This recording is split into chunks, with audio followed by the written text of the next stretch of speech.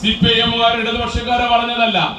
ഏത് വിഷയത്തെ സംബന്ധിച്ചും ഞങ്ങൾക്ക് ജനാധിപത്യ രൂപത്തിൽ അഭിപ്രായം പറയാനുള്ള അവകാശമുണ്ട്, അവസരമുണ്ട്, അത് വിനിയോഗിക്കുന്നുണ്ട്.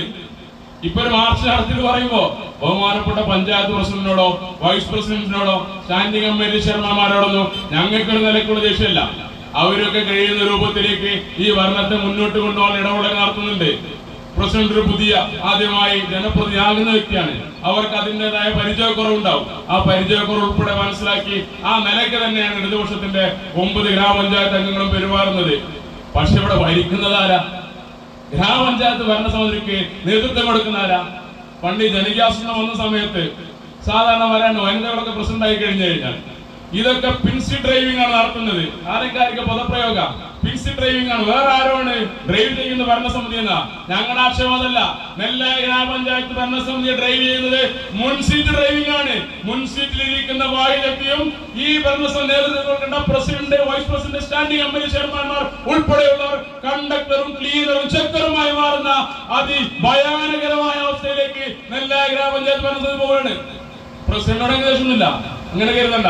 ഒരു പക്ഷേ ബഹുമാനപ്പെട്ട പ്രസിഡന്റ് ആദ്യമായി പഞ്ചായത്തിലേക്ക് വന്നിട്ടുണ്ടാവുക ചിലപ്പോ നോമിനേഷൻ കൊടുക്കാനാവും, കുടുംബശ്രീയുടെ ഭാഗമല്ലെങ്കിൽ. പക്ഷേ ആ പ്രസിഡന്റിനെ പോലും നോക്കൂത്തിയാക്കുന്ന രൂപത്തിലേക്ക് മാറുന്നുണ്ട്. ഭരണസമിതിക്കുള്ളിലും ഭരണസമിതിക്ക് പുറത്തും എത്രമാത്രം സൂപ്പർ പ്രസിഡന്റുമാരാണ് നെല്ലായിലെ UDF ഭരണത്തെ നിയന്ത്രിക്കുന്നതെന്ന് നിങ്ങൾ തീരുമാനിച്ചാൽ മതി. ഞങ്ങൾ പത്രമേ പറയുന്നുള്ളൂ. ഞങ്ങളുടെ ഗ്രാമപഞ്ചായത്തിന് നോട്ടീസ് കൊടുത്തു. ഒരു അടിയന്തര യോഗം വിളിക്കാൻ വേണ്ടി തീരുമാനിച്ചു. അടിയന്തര യോഗത്തെ കാര്യമേ പറഞ്ഞുള്ളൂ. നല്ല മഴയാണ്, മഴക്കാലപൂർവ്വ ശുചീകരണം നടപ്പിലാക്കണം, അർഹതപ്പെട്ട സാനിറ്റേഷൻ ഫണ്ട് അനുവദിക്കണം.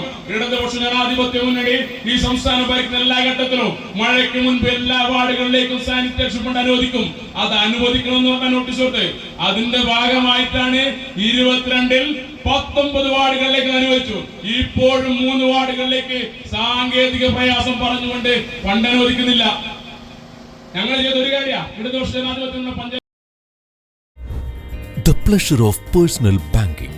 മണ്ണാർക്കാട് റൂറൽ സർവീസ് സഹകരണ ബാങ്ക്.